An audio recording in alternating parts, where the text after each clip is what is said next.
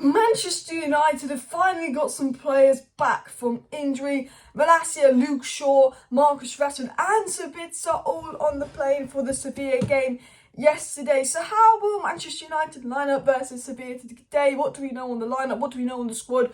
Who's likely to feature? We will be talking about that, but we'll also be talking about some news of Rasmus Hojlund to Manchester United, a player that we've been linked to quite a bit. Could be a little bit cheaper than Harry Kane, that could blow the bank, especially with Daniel Levy, and he is one talented youngster. But we're also going to be talking about someone that I think would be Erik Ten Hag's the perfect signing.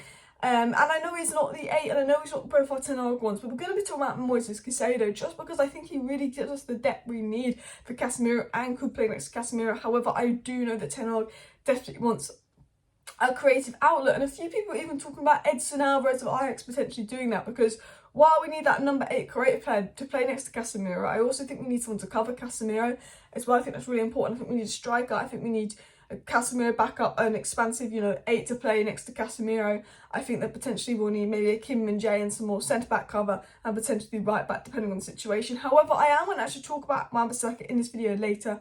I want to address the things on Wan-Bissaka. But before I get into Sevilla lineup, let's get into the news. Then we'll get into Sevilla lineup, and then we'll get into the other stuff. So, starting with Rasmus Hojlund, what was said? Both Manchester United and Real Madrid have informed Atalanta of their interest in Rasmus Hojlund. Bayern Munich are also expected to be in the race for him. Rasmus Hojlund has scored or assisted 24 goals and 37 appearances for club and country so far this season. No more, that's more than any other player in the Denmark squad at age 20. And that was said by Statman Dave in March, end of March in the international break. 24 goals in 37 appearances at 20 years age, playing on the Italian league, playing international, absolutely mad. And obviously United have been linked to this guy for a while. I think there'll be competition for him. I do think Kane's the number 1 transfer target. However, I don't think we can say we're going to get Kane, because 1, we don't know who owners are, and 2, we know who Daniel Levy is.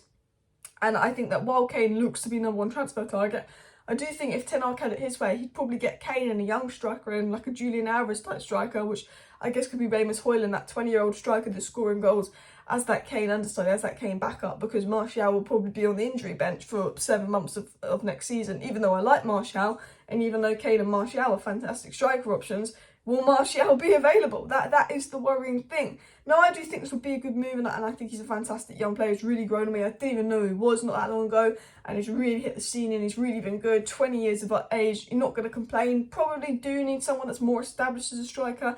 However, I think we're at that point where there's some areas that I think United can bring in the young gems and take a bit of a risk, like right back with Frimpong. But I think striker, as good as he is, I still think we need someone that is like bish, bash, bosh, not established, not off the bat of their first major season. Having said that, if we sign this guy, absolutely, I think he's an absolutely fantastic player, as I've said, and I would definitely be happy if we sign him. He actually is a Manchester United fan. He's been following all of Manchester United on Instagram, twerking for Manchester United on Instagram. So should we go into a transfer race, I do think that we'd be particularly in a very strong position. I think Ten Hag makes United very attractive. The way we're playing is attractive attacking football for any young player. He seems to be improving players like Delo, Wan-Bissaka, who've crazy improvements. Also extending on that, if we do get new owners, I think that makes us even more attractive. We're probably going to finish in the top 4 despite all these injuries, even though there's no Varane, even though there's no Martinez. So I do think he'd probably choose United if we are to pursue him. I do think that this guy's a proper United fan. This guy's dream move is United, so we've got a little bit of strength there. So we'll have to see what happens with that. But I do want to talk about Moises Caicedo to Manchester United. Now, it was obviously said by the Mail that Brighton are aware of Manchester United's interest in midfield duo Alexis Mac Allister and Moises Caicedo, and expect offers from numerous Premier League clubs soon.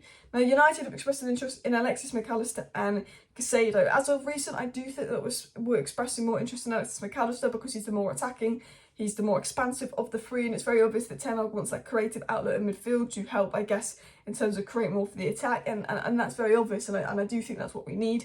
However, I just think that Caicedo would be the perfect signing for United.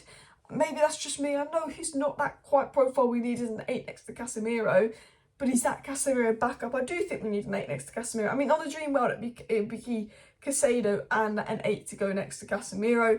But I think if you get Caicedo, he would be 60 million. So you need to get a cheap 8. You'd have to look at Orkun Cuckoo, Gravenberch. I do think Enzo Lafave would be an absolute steal that United need to keep an eye on. But obviously I read some things on Moises Caicedo that I'm going to read out for you here. It said, Moises Caicedo is the only player that ranks in the top 5 for each of the following stats in the Premier League this season. Duels won, tackles made, interceptions, and he's 21 years of age.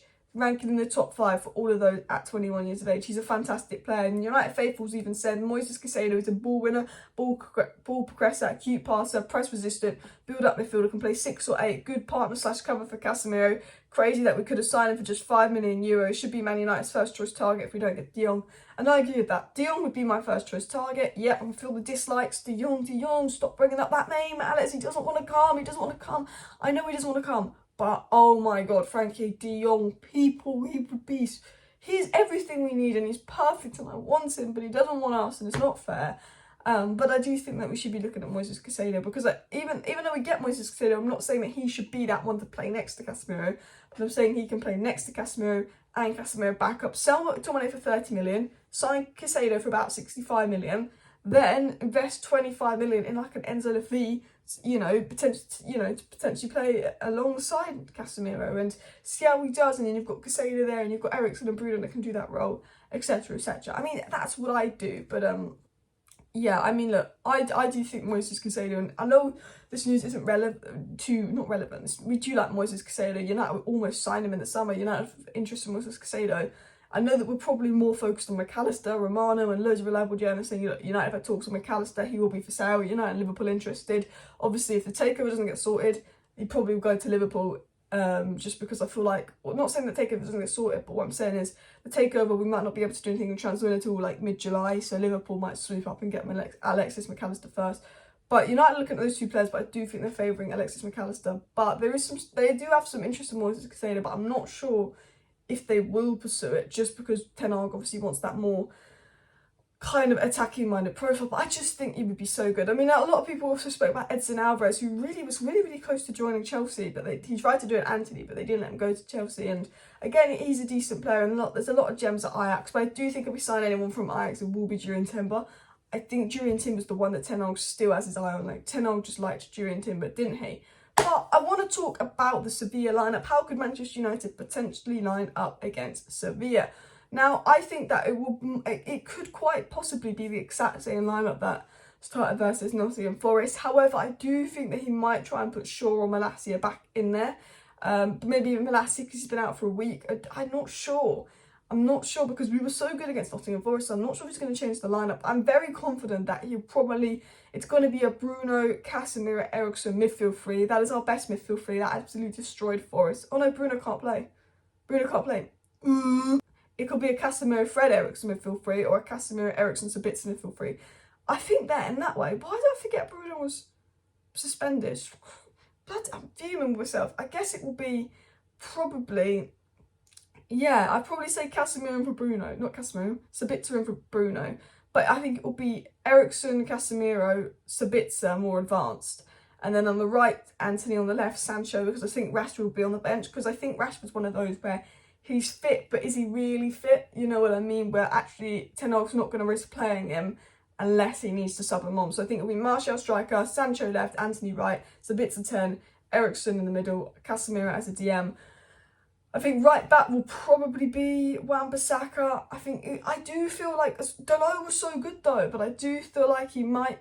I don't know, but then Malacia struggled. You know, I think it's going to go Dalot left back, Maguire and Lindelof. I think he'll probably come on as a sub and De Gea in goal. I think it's going to be the Manchester United game, the lineup we played versus Forest, but Sabitzer comes in for Bruno, which hopefully should do a job.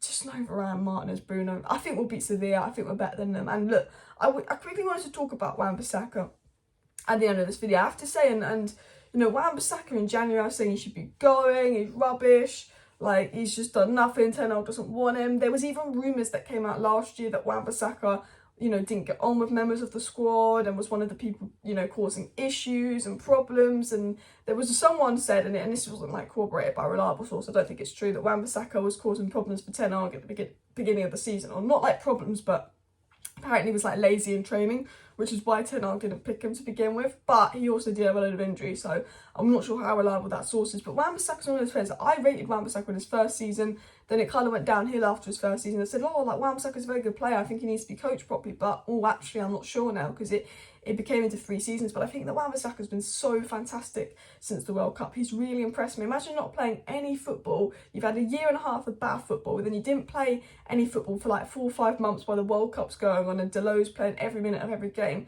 So now gives you a chance and you take it. And I think Wan-Bissaka's a prime example to what other players in the Man United squad should be looking up to. Like, this guy was frozen out. This guy was on the transfer list in January, and the only reason he didn't leave in January was because no one gave an offer for him. And then come end of January, we're like, oh, actually, let's not sell this guy. He's playing all right.